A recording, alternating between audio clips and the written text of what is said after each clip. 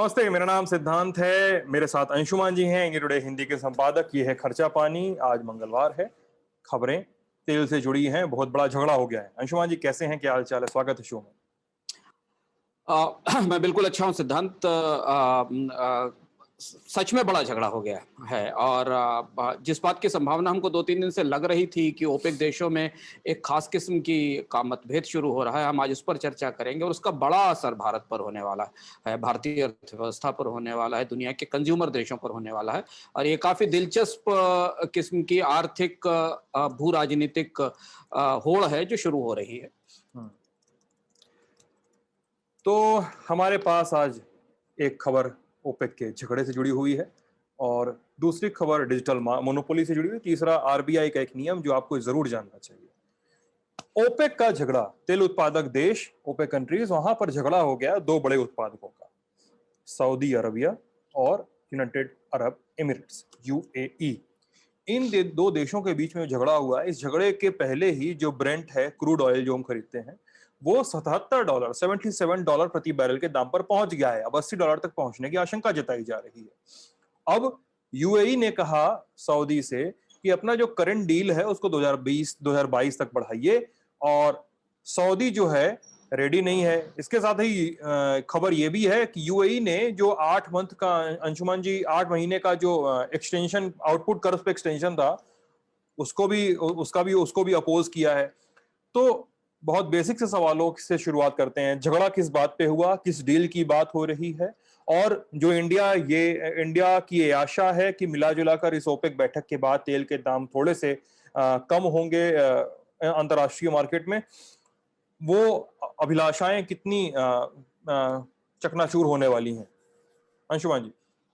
सिद्धांत, ओपेक देशों के झगड़े के कई सारे आयाम हैं जिन पर अलग अलग हम चर्चा करेंगे, लेकिन सबसे पहले हम आपको अपडेट दे दें कि अंतर्राष्ट्रीय बाजार में कच्चे तेल की कीमतें, खासतौर पर ब्रेंट क्रूड की कीमतें, जिनका जो भारत जिसको खरीदता है, भारत के ऑयल इंपोर्ट बास्केट का जो सबसे बड़ा हिस्सा है, उसकी कीमत अब लगभग $78 के आसपास, $77 के आसपास पहुंच चुकी है। हाँ, 70 क्रॉस कर चुका है, करीब 18 सेंट ऊपर है, 0.2% बढ़ा हुआ है। ये सुबह 5:42 जीएमटी का टाइम है, सुबह का 5:42 का रेट है। ये स्थिति तब बनी है जब कल शाम को ओपेक देशों की बैठक अंततः बगैर किसी नतीजे के समाप्त हो गई और खत्म हो गई, और उसके बाद एक बड़ी उथल पुथल पूरी दुनिया में, तेल बाजार में, एनर्जी मार्केट में और उससे जुड़े हुए बहुत सारे और क्षेत्र जो तेल की खपत करते हैं, जो तेल निकालने के लिए कच्चे माल की आपूर्ति करते हैं, और वो देश जो ओपेक प्लस का हिस्सा नहीं है, उनके बाजारों में भी कई तरीके की खलबली मची है। और उसका असर आज हमें सुबह जब हम ऑयल मिनिस्ट्री में और बाकी एनर्जी कंपनियों के सोर्सेस से बात कर रहे थे, तो वहां भी उस बेचैनी का असर दिखाई दे रहा था।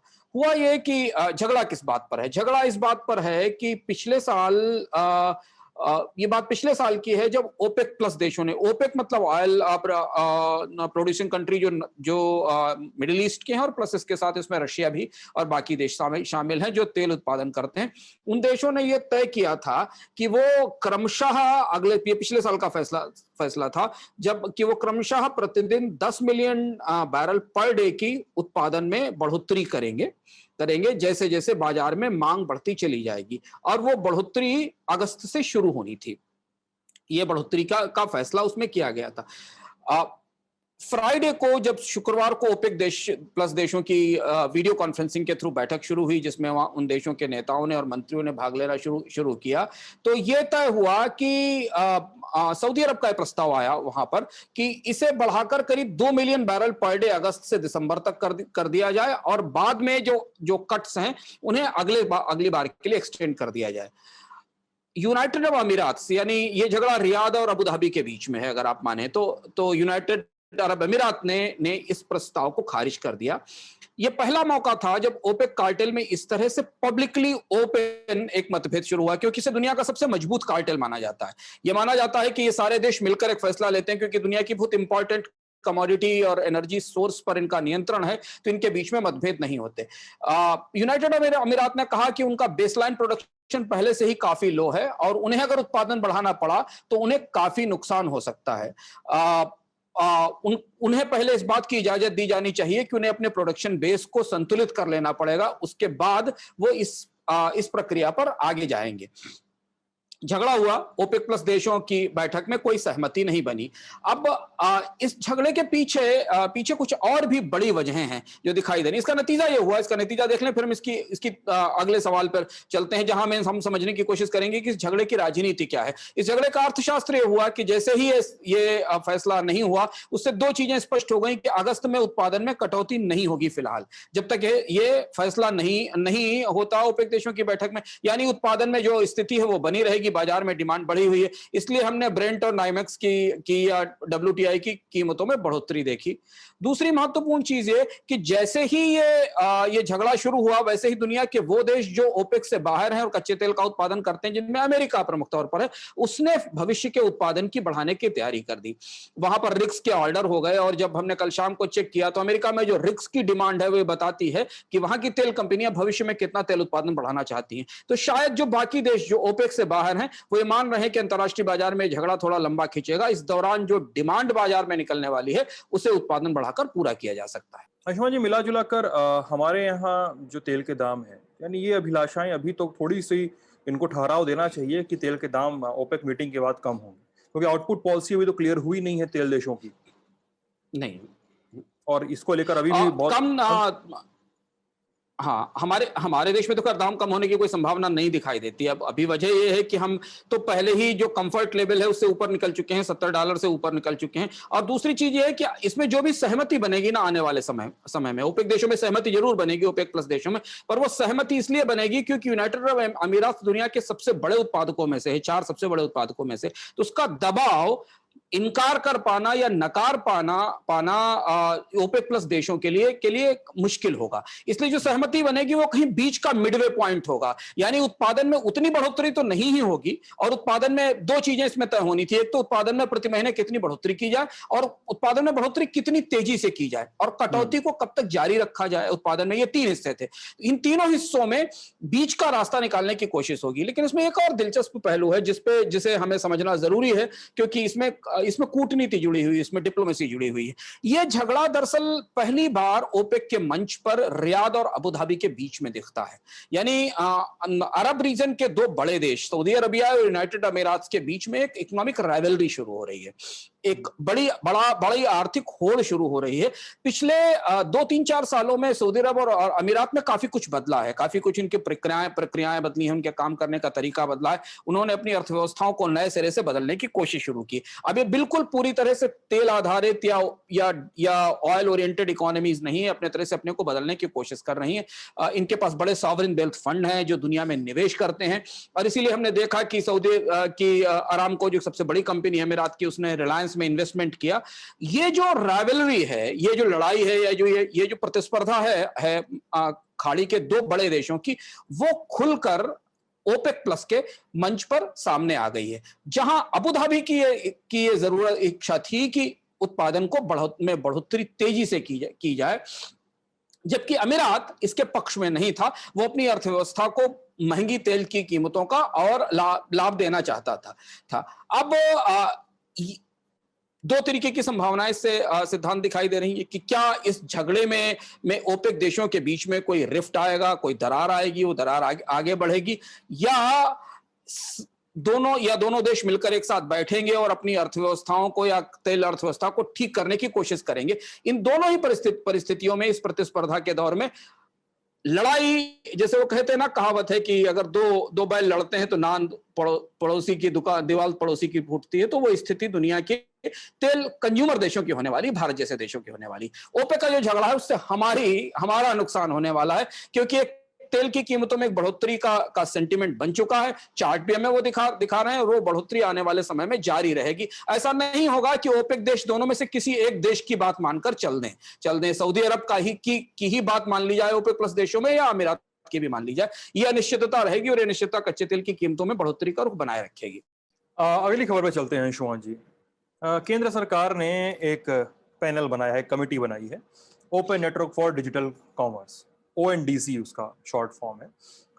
वो उसका काम है, जो खबरें हैं कि वो डिजिटल मोनोपोली को रोकने के लिए। अब नंदन नीलकनी UIDAI वाले वहां पहुंच गए हैं एज एन एडवाइजर। तो किस डिजिटल मोनोपोली की तरफ केंद्र सरकार का इशारा है, किस डिजिटल मोनोपोली को वो भांप रहे हैं, और ये जो कमिटी है वो क्या मोडस ऑपरेंडी सुझाएगी ये तो नहीं पता, लेकिन क्या मोडस ऑपरेंडी सुझाना चाहिए, ये सवाल। अंशुमान जी, ये बड़ी दिलचस्प खबर है। मुझे कल रात में जब ये ट्वीट मैंने देखा डिपार्टमेंट ऑफ इलेक्ट्रॉनिक्स के सेक्रेटरी का तो मुझे बहुत सारे किस्से जो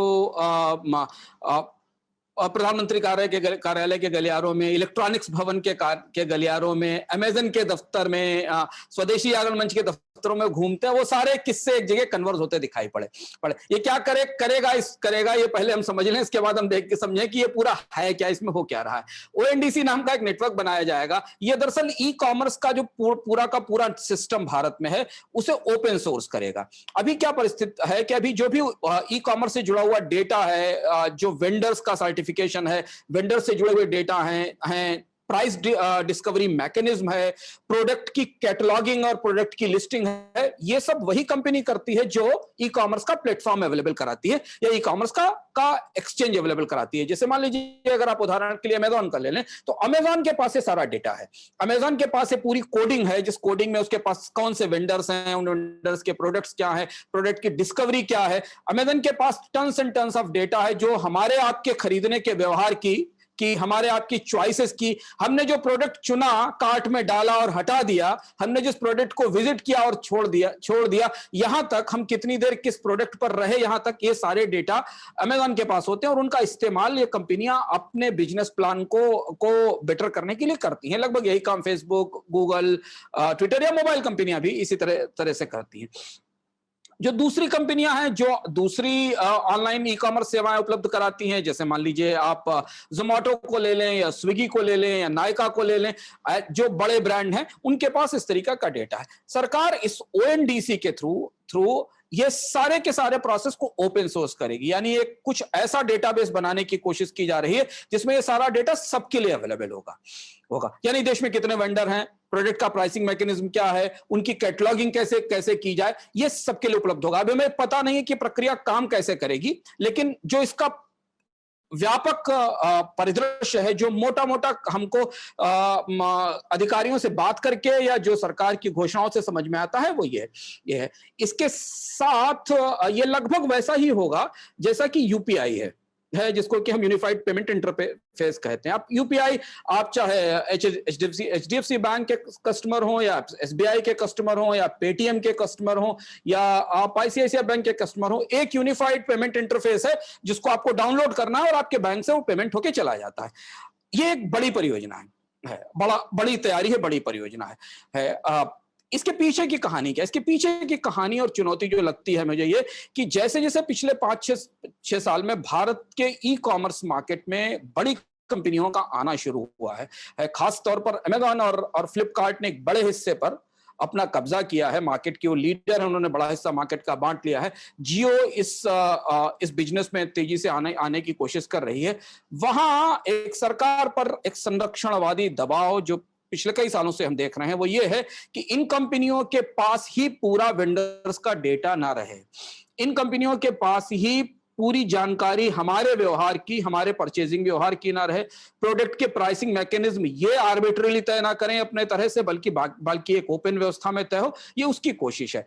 दरअसल ये इशारा उनके लिए है, इशारा उन बड़ी कंपनियों के लिए है कि यदि आप हमारे नियमों को नहीं मानेंगे, हमको स्पेस नहीं देंगे, अगर उस व्यवस्थाओं से नहीं चलेंगे तो सरकार डिजिटल मोनोपोली तोड़ देगी।